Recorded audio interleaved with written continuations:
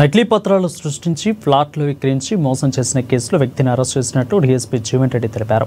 శనివారం పట్టణంలోని తన క్యాంపు కార్యాలయంలో మీడియాకు వివరాలను వెల్లడించారు. 2010లో ఖానాపూర్ శివారులో గల ఫారెస్ట్ భూమిని తమ పేరుతో ఉంటుందంటూ ఆదిలాబాద్ పట్టణానికి చెందిన బీజేపీ నేత ఒక్కలాభరణం ఆదినాథ్ అతని భార్య రజని నమ్మించి ఫ్లాట్లు చేసి విక్రయించినట్లు తెలిపారు. అందులో 4 ఫ్లాట్లు 57, 58, 59, 60లను 3,30,000 రూపాయలు కొనుగోలు చేసి శోభా మురార్కర్ అది పాదిశెట్టి ఫారెస్ట్ భూమిని తెలిసి తన డబ్బులు తనకివ్వాలని ఆదినాథ్ను కోరగా దిక్కున్న చోట చెప్పుకోమని బెదిరించినట్లు తెలిపారు.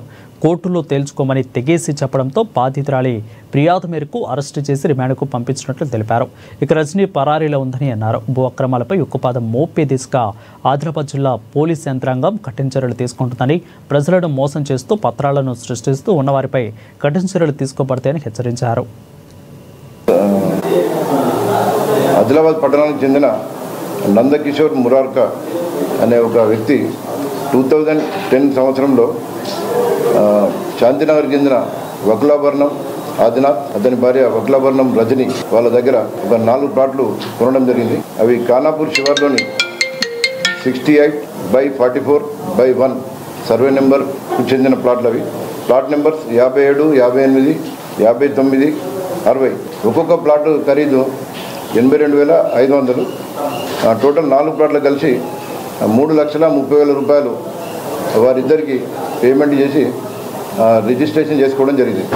వారిద్దరు కూడా వకులాభరణం రజని అండ్ ఆదినాథ్ 2010లో రిజిస్ట్రేషన్ చేసే టైంలో ఈ 4 ప్లాట్లకు మేమే ఓనర్స్, మేమే అబ్సల్యూట్ ఓనర్స్ అండ్ పొజెసర్స్ అని, మరియు ఇది ప్రభుత్వ భూమి కాదు అని చెప్పి వారు రిజిస్టర్డ్ సేల్ డీడ్లో కూడా కండిషన్స్ రాయడం జరిగింది. రాసి వీరి దగ్గర డబ్బులు తీసుకొని రిజిస్ట్రేషన్ చేయడం జరిగింది. చేసిన తర్వాత కొంతకాలం తర్వాత వాళ్ళ భర్త నందకిషోర్ మురార్క చనిపోవడం జరిగింది. తర్వాత వాళ్ళ కొడుకు అతని భార్య శోభా మురార్క వీళ్ళు అంటే కొనేటప్పుడు వాళ్ళ కొడుకు కూడా చాలాసార్లు అక్కడ ప్లాట్ల దగ్గర చూడడం జరిగింది. ఆ ప్లాట్లు ఇతడు ఆదినాథ్ అవన్నీ 4 ప్లాట్లను హద్దులు పెట్టి చూపించడం జరిగింది. వాళ్ళ ఫాదర్ చనిపోయిన తర్వాత వీళ్ళిద్దరు వెళ్ళి 2022లో చూడగా అక్కడ ఆ ప్లాట్లు లేవు. అక్కడ పరిశీలించగా ఫారెస్ట్ డిపార్ట్మెంట్ వారు వీరికి అమ్మిన ప్లాట్ల స్థలాన్ని వాళ్ళు ఫెన్సింగ్ చేసుకోవడం జరిగింది. ఫారెస్ట్ డిపార్ట్మెంట్ వాళ్ళను వీళ్ళు అడగగా ఆ ల్యాండ్ మాది, మేము ఆల్రెడీ సర్వే చేయించి అది మా ల్యాండ్ కాబట్టి మేము పొజిషన్లోకి తీసుకున్నామని చెప్పి వాళ్ళు చెప్పడం జరిగింది. దానితో వీరు ఇమ్మీడియట్ చేసేదేమి లేక ప్లాట్లు అమ్మిన రజని మరియు ఆదినాథ్ వారి ఇంటికి పోయి మరి మాకు మీరు అమ్మిన ప్లాట్లు మీ సొంత భూమి అని చెప్పి నమ్మించి మీరు ప్లాట్లు అమ్మారు. ఇప్పుడు మేము అక్కడ చూస్తే మీరు అమ్మిన ప్లాట్లు అక్కడ ఒక్కటి కూడా లేవు.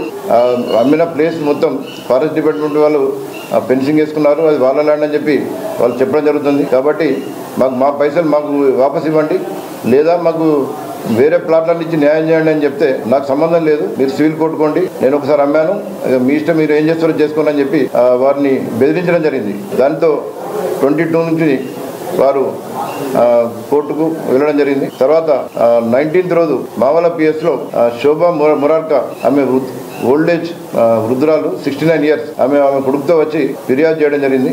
ఆమె ఇచ్చిన ఫిర్యాదు ఆధారంగా crime number 289/25 under section 420, 467, 468, 471, 290, 506, red with 34 IPC కింద వీరిద్దరిపై కేసు నమోదు చేసి దర్యాప్తు స్టార్ట్ చేయడం జరిగింది. దర్యాప్తులో మాకు తెలిసిన విషయాలు ఏంటంటే వీరిద్దరూ సర్వే నెంబర్ 68/44/1 ఈ సర్వే నెంబర్ మా సొంతం అని చెప్పి నమ్మించి వీరికి 4 ప్లాట్లు అమ్మడం జరిగింది. యాక్చువల్గా మేము రెవెన్యూ రికార్డు కూడా పరిశీలించాం.